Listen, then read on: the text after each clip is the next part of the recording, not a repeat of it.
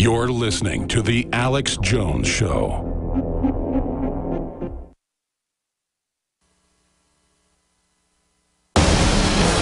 From his Central Texas Command Center, deep behind enemy lines, the information war continues. It's Alex Jones and the GCN Radio Network.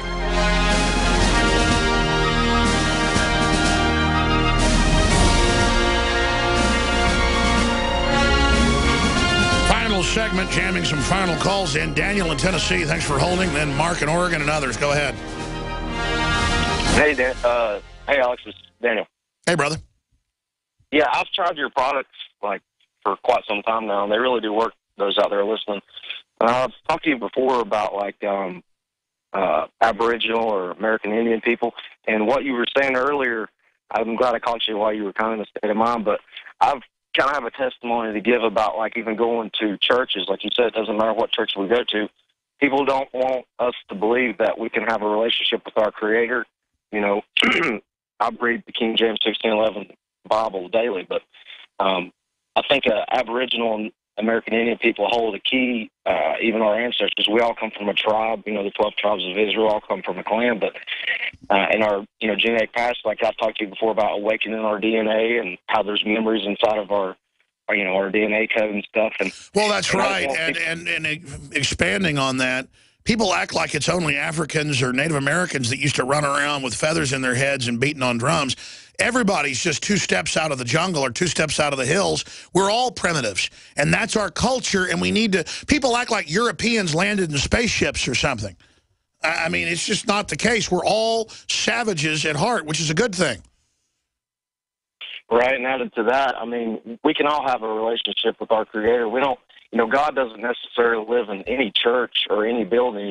We're creating His image. That's right. These churches want to make you go through their priesthoods first to try to find God, and then they obscure God, and it's sickening. Thank you for the call. You can always tell with discernment, though, who's real and who isn't. Mark in Oregon, you're on the air.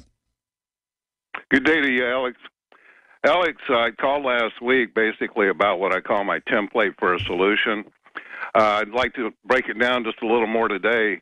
The Declaration of Independence actually instructs us and authorizes us to throw off a tyrannical federal government, even a state government, if it does not abide by the Constitution of the United States. That's right. When SWAT teams raid houses now federally, they will put it in the file and call for more jail time if you have a Declaration of Independence. The founding document is seen as a criminal terrorist manifesto.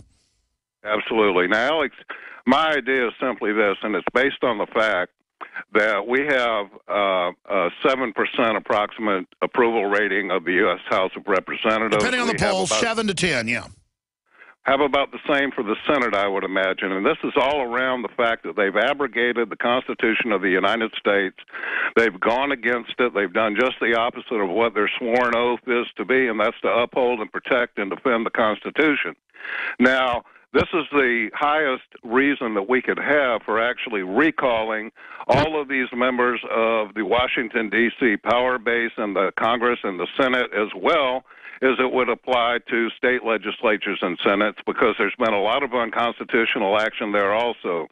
Now, to put this into concrete terms, Alex, I would recommend that we have days of seminar where such great broadcasters, and there are a good number of them, as yourself, who for years have been exposing this evil that we have here in our government, as well as to have recall petitions handed out at these gatherings, open air, all across the country, out of doors, gaining publicity. Sounds like a good idea. Got to jump real quick. Stephen in Florida, go ahead.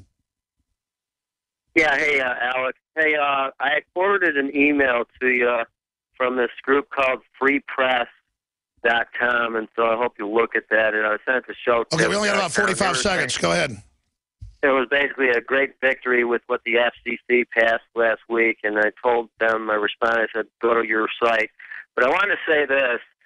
The time for the polite pandering and passive response on the part of Christians to what's going on is way past. If you read Patrick Henry's speech, that was the catalyst to get our founding fathers into the Revolutionary War, because he said it's time for war. The time for negotiation is over with. And I'm so tired of this response by Christians. Well, I agree. We should at least up the rhetoric in the info war and get really aggressive, or it's going to come to total takeover and we're going to have to fight.